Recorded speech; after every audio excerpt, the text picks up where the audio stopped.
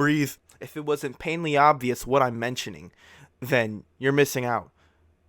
Yeat's 2093. Yeat, an underground rapper who I believe started his way from 2019 and has since then digged himself out of the dirt and became one of the biggest internet sensations, whether it was using his high energy, babbling rap skill or... No, yeah, that was pretty much it. Yeat is not the typical guy you'd go towards for lyrical skill or difference in, style. Like, what he gives you is pretty much just on the land, one-dimensional, hibbida hibbida ba ba ba, money for fun. Yeat doesn't go by the book of what you call conventional styled rapping. There's not much to make of it. You kind of just going for the high energy, quick paced production that just keeps your head, just keeps it shaking. At least that's what I thought until 2093 came around. I don't know if this was his plan from the beginning to make, to try and put together a blueprint for what he wants to do later on with his music. What he's come to now seems to have mean that everything he has been working towards played out perfectly fine. Because let me tell you, this album has everything, and I mean it has everything you could need on it in terms of bangers. It's nothing too serious, as Yeat usually is what's expected. It's what's expected from him. You don't expect anything too crazy, nothing too serious. At least this time around, the energy is even better than what I could have expected. I have never been a big fan of Yeat, before this project. Sure, he put out the high energy wabble babble nonsense that people love so much, and I don't mean to call it nonsense. That's discrediting. I'm sure people like it for a reason, and I get it. It's sometimes it's okay to just rock out to some, wabbledy dabbledy. But not only does he come across a bit more clear, he even goes as far as to up his production skills. We all know how Yeat's beats usually go, right?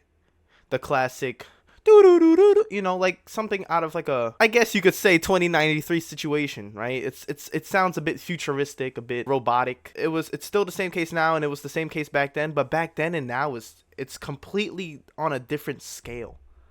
You feel like you're in a different world with this new record's production. It immerses you into this 2093 year, and it really does a good job of just encapsulating it and making it really, I don't know, it just pulls together really well as a project. Usually when I'm sitting through one of his past albums, it's nothing too, nothing too crazy. You're getting the same rinse and repeat beat structure, and then, he's going in, saying what Yeat says, and then you doze off towards like the fourth song. Not on this one. On this one, you're getting your listen worth. You're getting your time is used properly, because there's just banger after banger after banger, and not just because the energy is even more immaculate than before, but like I said, the production is it's better, it's more well put together, and it really sounds fully fleshed out and original, and just the scale between this and his last project just absolutely hits a different mark. Going into the first track, Psycho CEO, this is not what I'd call the best start track.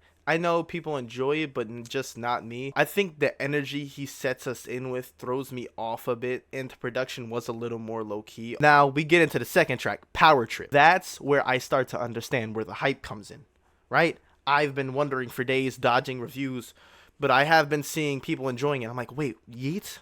Enjoying Yeat? Really?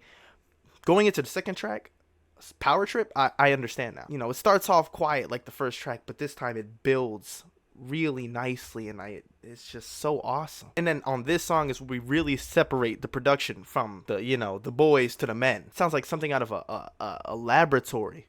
This is that 2093 flow. I guess you could kind of relate the beat to like somewhat of like, it has this element of like horn honking. I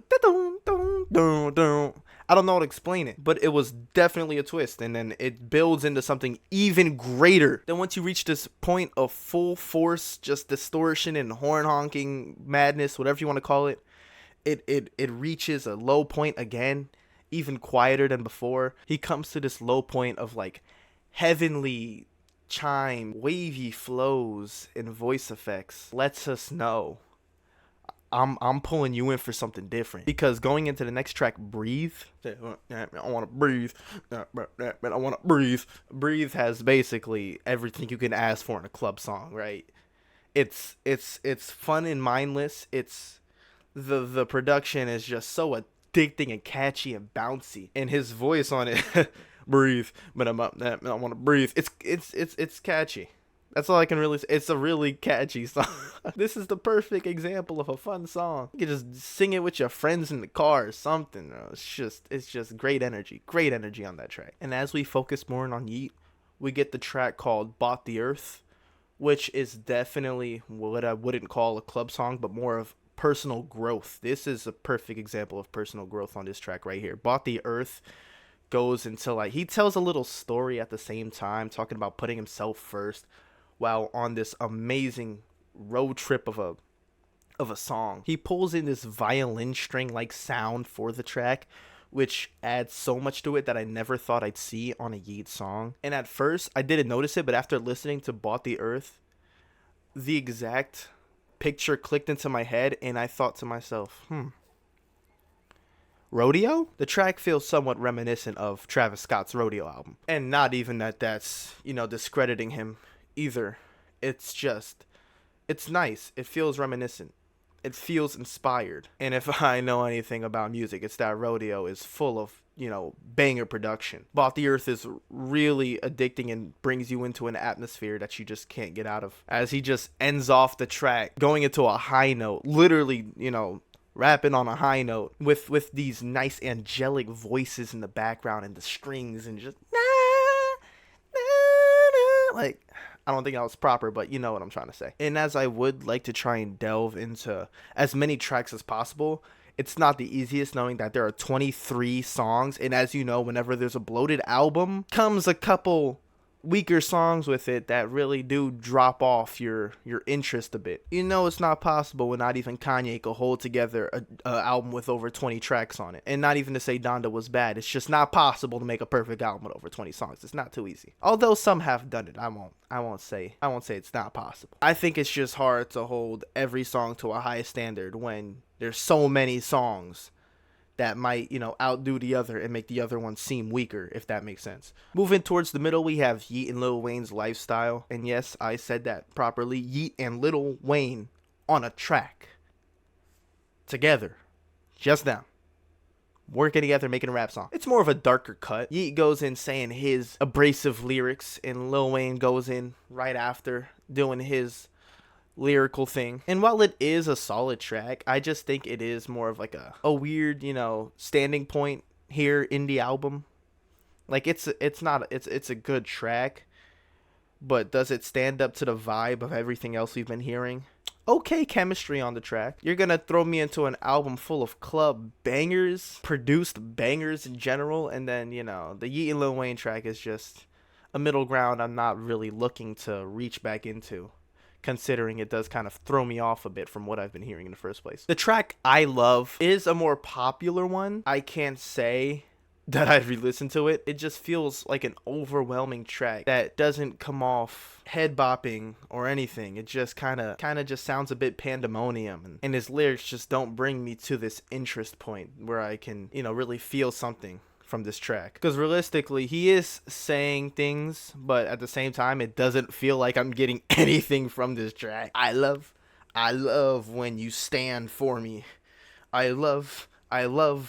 could write that. But then the next 3 tracks are a good, solid, run again. We were brought to this upper echelon point. We were calm a bit towards the middle. We come back up. The second half kind of lays flat a bit, but it also still does have its strong points, which keep it from fully falling apart.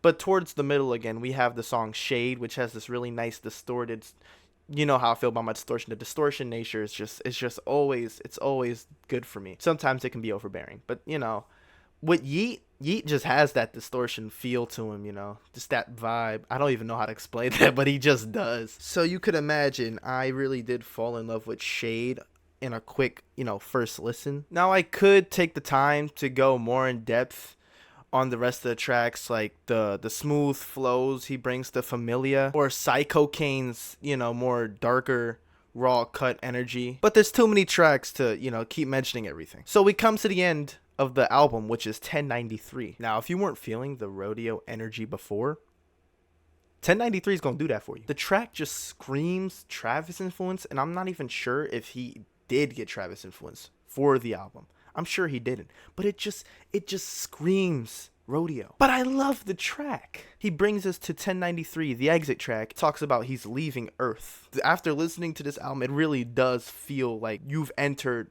a different world. It really does feel like he's not of this planet, if that makes sense. This album is like role play in the form of music. This exit track really does feel like the perfect exit track to have. You know, you come in with this whole otherworldly energy. You're gonna leave this world with that energy. Nothing too much to say, you know, it kind of speaks for itself once you listen to it. It's not too long either.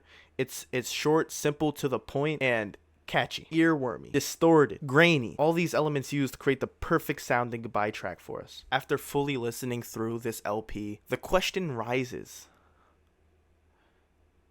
am I an alien?